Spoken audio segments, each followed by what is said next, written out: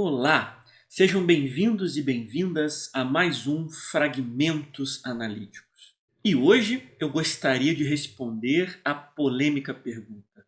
Afinal de contas, quem paga a conta do date? Como agir diante daqueles segundos constrangedores de quando a conta chega até o momento de pagá-la?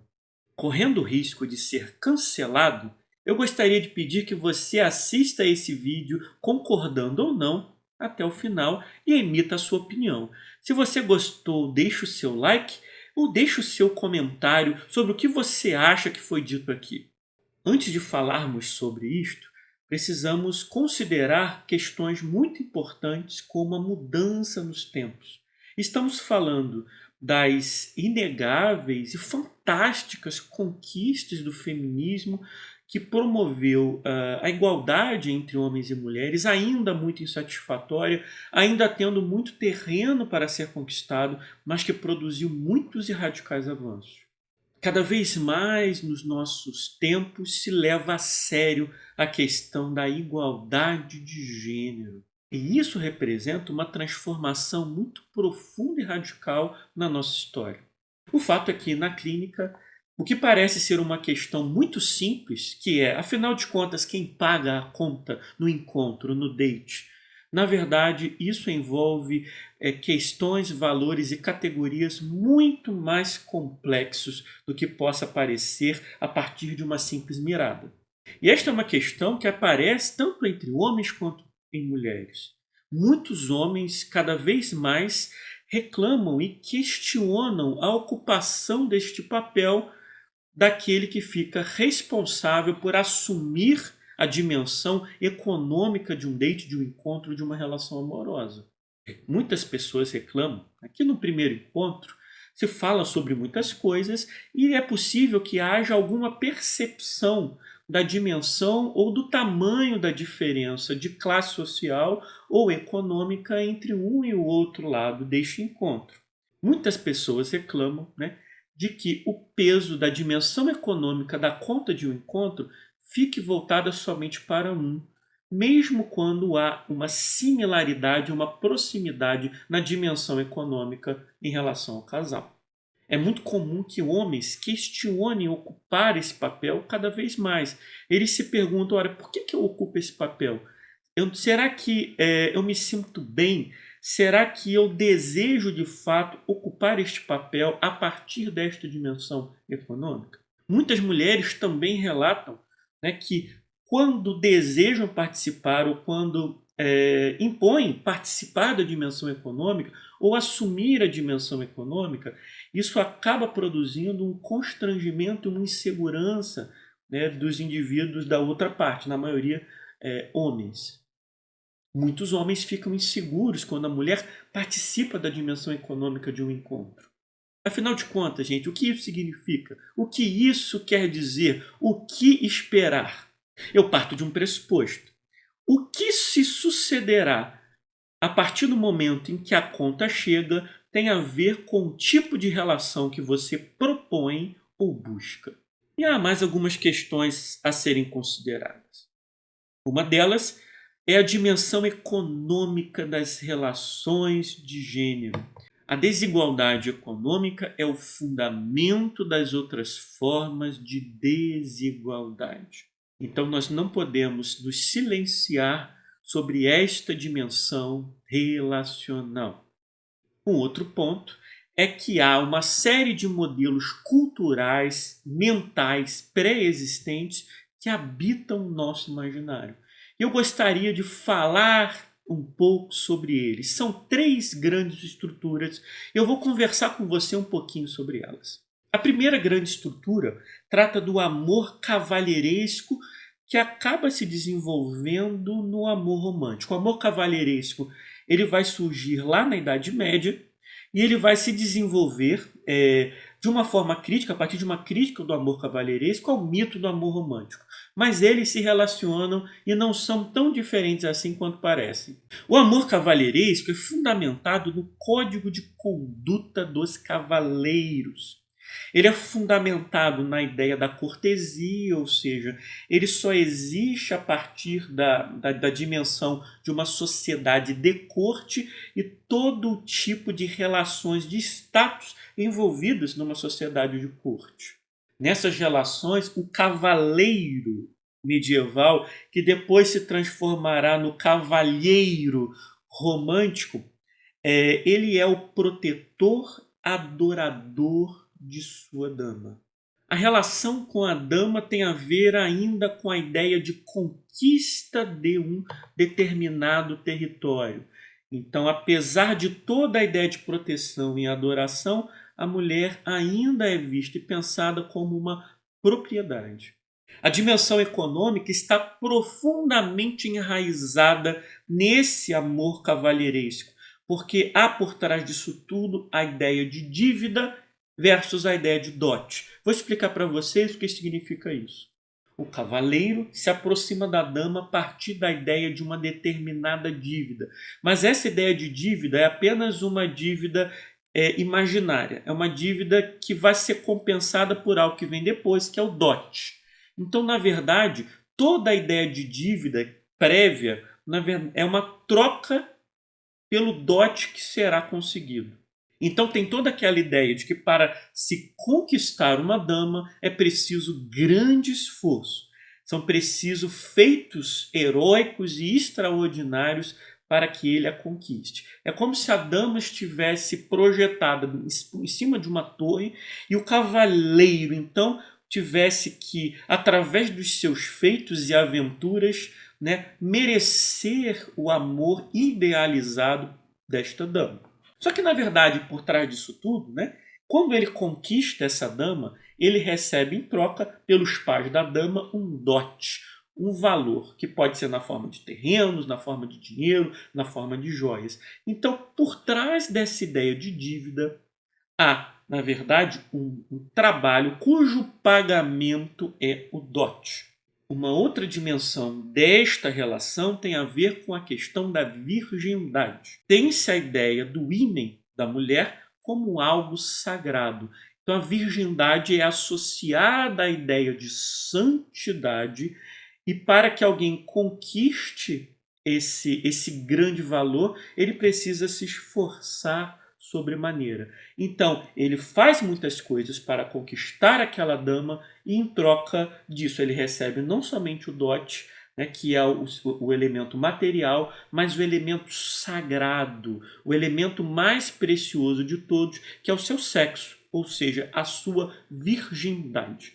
Com o passar do tempo e as profundas mudanças pelas quais a ideia de virgindade foi passando, a sua supervalorização até nos dias de hoje, uma grande transformação em relação a isso, e até mesmo em alguns casos uma desvalorização. É muito comum que pessoas digam que preferem mulheres que não sejam virgens, porque isso implicaria em muito trabalho, muita responsabilidade, ou a insatisfação, muito possível, até provável, numa primeira relação.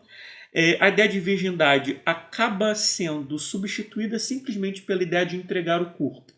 Então subsiste ainda, dentro deste modelo mental, a ideia de que alguém, na maioria dos casos um homem, ele precisa se esforçar muito, porque ele se aproxima de uma mulher a partir de uma lógica de uma dívida, como se ele devesse alguma coisa a ela e devesse então fazer muitas coisas para conquistá-la. E ela, em troca disso, não mais daria sua virgindade, mas daria o seu sexo e entregaria o seu corpo para ele. Com o surgimento do Renascimento e do Iluminismo, essa ideia do amor cavalheiresco vai mudando para uma ideia do amor romântico. O amor fundamentado na emoção, na paixão, no individualismo, na ideia de que a realização pessoal só é possível através da união amorosa. E a ideia de que o amor é uma força transcendente, que já existe, já está pronta, acabada, e nós simplesmente participamos dela. O amor não é, como era pensado anteriormente, como um ato da vontade, um ato radical da vontade, passando pelo elemento volitivo, pelo elemento de uma decisão, mas sim como algo místico, algo transcendente, como se fosse um grande oceano em que nós mergulhamos. Então o amor romântico traz a ideia de que o amor é algo que depois que conquistado ele é pronto e acabado. Não precisa ser feito nada, ele simplesmente é. O amor é o que é. É importante não esquecermos que toda esta narrativa, toda esta passagem do amor cavalheiresco para o amor romântico é fundamentada no conceito de um amor platônico. O amor platônico é o amor que não se realiza materialmente, permanece no campo das ideias. O amor romântico, por sua vez, ele tem esse elemento platônico também, mas ele se realiza, ele culmina num casamento com filhos. Mas o amor romântico ele é um amor radicalmente idealizado. É um amor que não sobrevive fora da fantasia. Tanto que, nas grandes histórias de amor, o fim delas é sempre com um casamento e o dito felizes para sempre. Ou seja, não se quer saber do que virá depois. E o que virá depois é, inevitavelmente, o arruinamento das idealizações. Ou seja, o real se impõe. Esse mito que vai do amor cavalheiresco transicionando para o amor romântico, ele é o mito que é mais disseminado pela indústria cultural. Então nós vamos encontrar isso nos filmes, nas canções de amor, nas comédias românticas, nas grandes fantasias hollywoodianas, por exemplo. Essas obras atualizam esta ideia e ajudam a perpetuar e consolidar este modelo passado, mas que ainda está muito presente entre nós. Mas nós precisamos considerar algo importante. Este é um modelo, nos dias de hoje, falido. Ele existe, sim, continua existindo, mas é um modelo falido, porque é um modelo que perpetua a desigualdade e o que observamos na prática é que, quando acabam as idealizações, ele produz relações profundamente infelizes. Neste modelo, quem paga a conta do date? O homem. O segundo modelo é o modelo da dimensão inconsciente de uma tentativa de solucionar o complexo de Édipo que não se resolveu satisfatoriamente. Esse modelo se fundamenta no da tradicional família nuclear e muitas vezes numa nostalgia de um passado idealizado ou fantasiado de que este modelo era um modelo que trazia muita satisfação e felicidade e que a infelicidade dos dias atuais, o sofrimento dos dias atuais passa pela decadência deste modelo, ou seja, seria então supostamente necessário resgatar e salvaguardar este modelo. E aqui, usando os termos lacanianos, vamos pensar em dois tipos de funções. A primeira, a função materna, que seria uma função do cuidado, do acolhimento, da ternura, do afeto. E o outro, a função paterna, que seria a função da proteção, da provisão econômica, da lei, da autoridade. São funções. Tá? A função materna pode ser ocupada por um homem ou por uma mulher. A função paterna também pode ser ocupada por um homem ou por uma mulher. Então há uma busca pela função paterna ou por um papai nas relações amorosas. Ou seja, busca-se alguém que pague as contas, que proteja, que leve e busque, que proporcione os mimos, os luxos e os prazeres, né? Sejam viagens, sejam presentes, sejam restaurantes. Esse modelo funciona? Olha, ele funciona mais do que o primeiro modelo que eu falei, mas ele tem problemas fundamentais. É um modelo baseado na desigualdade, assim como o outro, mas este modelo tem um elemento ainda mais radical, pois ele é um modelo baseado na castração do desejo do outro. É um modelo que só pode existir através da restrição da liberdade e do desejo de uma das partes. Mas esse modelo tem ganhos, sim. Vamos lá, quais são os ganhos daquele que ocupa a função paterna? Há o risco contra a insegurança de uma relação baseada na igualdade. Pois uma relação baseada na igualdade é uma relação que lida com a liberdade do outro. E a liberdade do outro oferece muitos riscos. O outro ganho é transformar o seu desejo no desejo do outro. Então há uma captura do desejo do outro, e a partir da captura desse desejo há um trabalho de transformação do desejo do outro, ou anulação, castração do desejo do outro, para que o seu desejo prevaleça. Então há uma castração do outro. O outro ganho é a fantasia da identificação com o pai. Mas a outra função, que eu vou chamar de função filho-filha, ela tem ganhos também? Sim, tem muitos ganhos. Quais são os ganhos? A ideia de segurança, proteção, sustento, mesmo que isso signifique uma regressão infantilizada, uma regressão a um estágio infantil. Outro ganho é que é uma solução em nível de fantasia para a angústia do desamparo e também a proteção contra muitos outros riscos. Por exemplo, o risco de bancar e sustentar o próprio desejo, o risco da solidão, o risco de todas as exigências de um mundo perigoso lá fora. Essa função filho-filha, ela também precisa ser pensada a partir, evidentemente, do que estamos falando aqui, da sua dimensão econômica. Então, ocupar a função filho é relacionar-se com a dimensão do trabalho de uma forma muito específica, de uma forma não tão responsável, de uma forma não tão comprometida, de uma forma em que sempre há um seguro para que se alguma coisa der errado.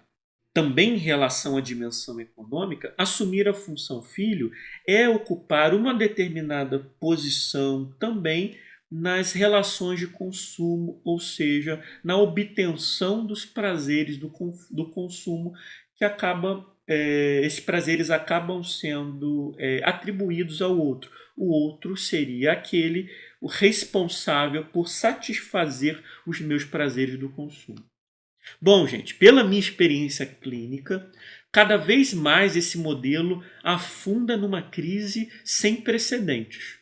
Ele pode até funcionar temporariamente desde que não se exijam ganhos de maturidade, pois é uma relação frágil, pouco resiste às inevitáveis crises da vida. Por exemplo, uma relação como essa dificilmente sobrevive a uma crise econômica ou a uma crise relacionada à questão da saúde e da doença.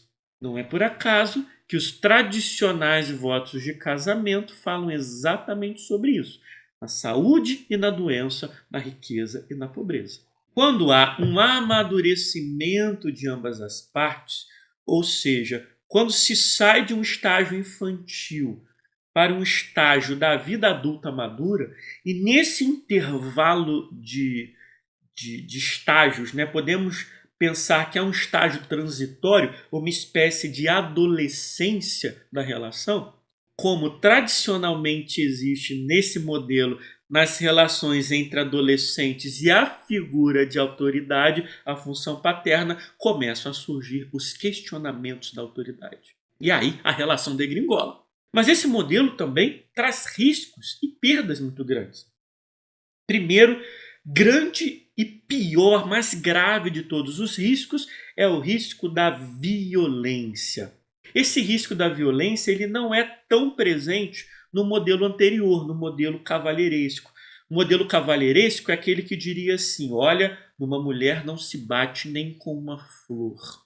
Mas nesse modelo, que eu vou chamar de modelo edipiano, que é fundamentado na autoridade paterna tradicional, como os modelos tradicionais o fazem, esta autoridade ela permite, ou melhor, ela autoriza o uso da força física, ou melhor, o uso da violência para sustentação ou como uma ameaça para o risco da perda da autoridade. Pior ainda se este casal desenvolver uma dinâmica sádico-masoquista. Aí a questão se torna ainda mais grave e perigosa. Talvez esteja nisso daí a explicação de muitas das violências das relações entre os gêneros, os tantos e tantos casos de feminicídio, por exemplo. Mas este modelo também acarreta outras perdas. As perdas da função paterna. Vamos lá, quais são as perdas e riscos? Bom, desejamos o desejo do outro. O que nos atrai em alguém é o desejo dele. Nós desejamos o desejo do outro. Só que quando o outro para de desejar, porque nós castramos o outro torna-se então desinteressante. Então nós vamos acabar buscando outros desejos. Vamos passar a desejar outros desejos, mesmo que seja para castrá-los. Isso talvez explique os tantos e tantos casos, de modelos de famílias tradicionais, quando uma das partes, geralmente o homem, depois de muito tempo de casado, abandona a sua mulher, que se dedicou aos filhos e aos cuidados da casa, por uma mulher mais jovem.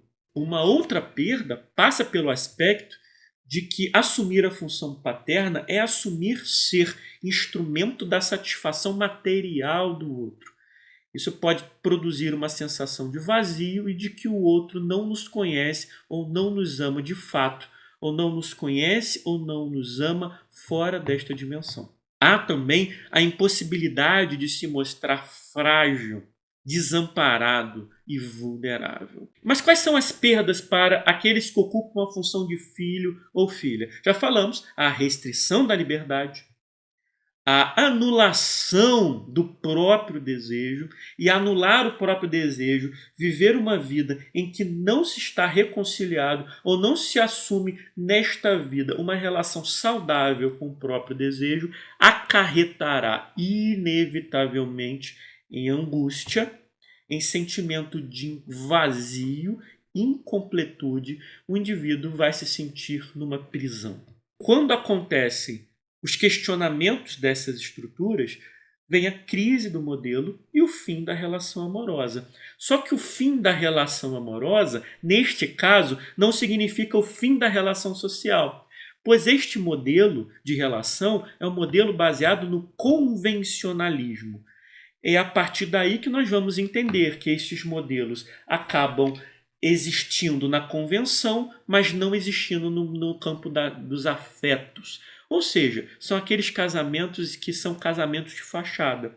As tantas fugas, traições, mentiras e hipocrisias. Este modelo é um modelo baseado na repressão. Porque ele é baseado na repressão, ele precisa de uma compensação. E é por aí nós podemos entender as tantas e tantas fantasias compensatórias sexuais não convencionais. São aquelas que alimentam, por exemplo, as mais curiosas e bizarras categorias da pornografia na internet. Neste modelo, quem paga a conta? Aquele que ocupa a função paterna. Chegamos então ao terceiro modelo, que é o modelo da igualdade e do companheirismo. A palavra companheiro, na sua etimologia, vem do latim, quer dizer aquele com quem repartimos o pão. É uma palavra muito bonita com um significado muito profundo. Esta relação apresenta maiores possibilidades de satisfação, maiores possibilidades de se vivenciar uma relação amorosa madura. Por quê? Porque é uma relação onde há encontro de desejos, a negociação de desejos, não há o projeto de anulação do desejo do outro, de captura do desejo do outro. É uma relação baseada e fundamentada na liberdade. Mas é claro que ela também apresenta riscos, e não são poucos. Quais são os riscos? Sendo realistas, É uma relação baseada mais no elemento do real, e ela não tem promessas de eternidade. Só é possível uma relação neste modelo se incluir a dimensão econômica. Aí você me pergunta, Vinícius, então este tipo de relação ela é inviabilizada em relações em que uma das partes venha de uma classe social inferior ou que ganhe significativamente menos? Não, mas a outra, precisa estar incluído na dimensão econômica de uma forma participativa a partir de uma lógica da proporcionalidade. Então vamos lá, vamos dar um exemplo prático. Se uma das partes ganha 3 vezes mais que o outro, vamos lá, ganha 30 mil reais e o outro ganha, uma outra parte ganha 10 mil, né? Vamos dar esse exemplo. Eles vão fazer uma viagem. Pensando em termos de proporcionalidade, é justo, né, que aquele que ganha 3 vezes menos fique com 1/3 das contas, né? Ou que isso seja dividido pelo menos de forma simbólica, que uma das partes pague a estadia, o outro pague o almoço e a bebida, ou os passeios, né? Isso precisa ser conversado. E numa conta, simples conta de um restaurante, num date, a mesma coisa. Bom, é claro que ninguém vai num primeiro encontro falar quanto ganha para o outro. Seria muito esquisito. Também sabemos que há uma percepção se há um gap, uma distância muito grande de renda entre um e outro a partir de alguns minutos ou talvez algumas poucas horas de conversa. Essa questão da proporcionalidade, ela pode e deve ser ajustada ao longo da relação, mas para isso é necessário derrubar o tabu do dinheiro, falar sobre isso, já que o tabu de falar sobre o sexo hoje em dia parece mais fácil. E aí você se pergunta, neste tipo de relação, quem paga a conta do date? Ela é dividida proporcionalmente. Opa, chegou a conta. O que eu devo fazer? O que fazer com aqueles segundos de silêncio constrangedor? O que se sucederá tem a ver com o tipo de relação que você busca ou está propondo. Se você entende que quem paga a conta é o homem, você está buscando o modelo do amor cavalheiresco ou romântico. Se você entende que aquele que paga a conta é o que ocupa a função paterna, independente do gênero da pessoa, aí você está propondo um modelo edipiano. Agora, se você entende que a conta deve ser dividida proporcionalmente, você está buscando um modelo de relação baseada na igualdade e no companheirismo. Cada uma destas relações tem seus ganhos e seus riscos. Só não vale reclamar depois ou pedir o dinheiro de volta. Obrigado por ter assistido a este vídeo até o final. Se você gostou, deixe seu like, compartilhe com quem você quiser, deixe aqui o seu comentário e não deixe de seguir o meu perfil no Instagram e o meu canal no YouTube. Um forte abraço, saudações de Caronte.